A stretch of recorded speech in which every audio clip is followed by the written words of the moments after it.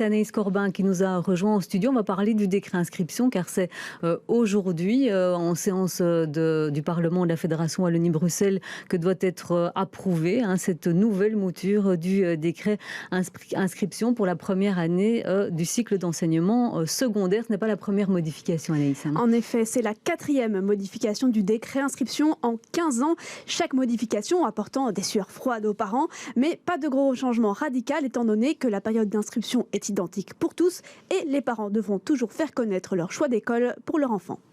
Alors, beaucoup d'annonces, beaucoup de changements, mais c'est quoi la finalité? Qu'est-ce qui change finalement dans cette nouvelle réforme? En fait, Jim, ce qui change, c'est le poids de ces critères qui sont calculés dans l'indice composite pour le départage des places. Et c'est ce poids qui est modifié.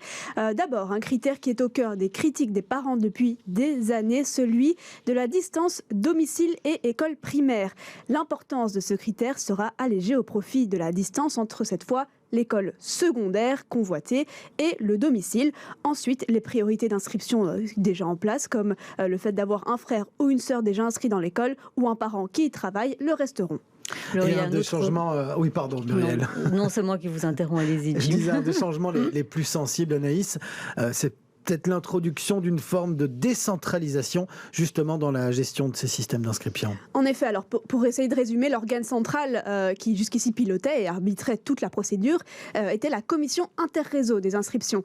Elle va maintenant céder la place à l'avenir à une nouvelle architecture, la commission de gouvernance des inscriptions, mais celle-ci sera assortie de 10 instances locales des inscriptions dans chaque bassin scolaire afin de mieux tenir compte des réalités locales, souvent qui sont très différentes en matière d'inscription. Voilà, donc moi ce que je voulais savoir, c'est à partir de quand ce décret va vraiment être d'application, pour quelle année scolaire? Alors elle s'appliquera seulement du coup aux parents qui ont des enfants en 6e primaire, mais pour l'année scolaire 2023-2024.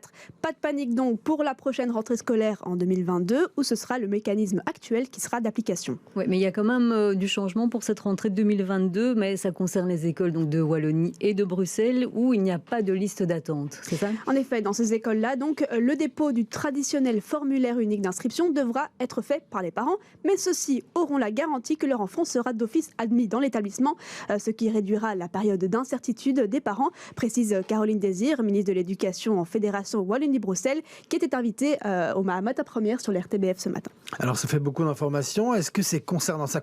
Combien d'écoles ça concerne cette nouvelle réforme pour la prochaine rentrée? En fait, ça concerne 60% des écoles de Bruxelles et en Wallonie qui sont réputées du coup incomplètes.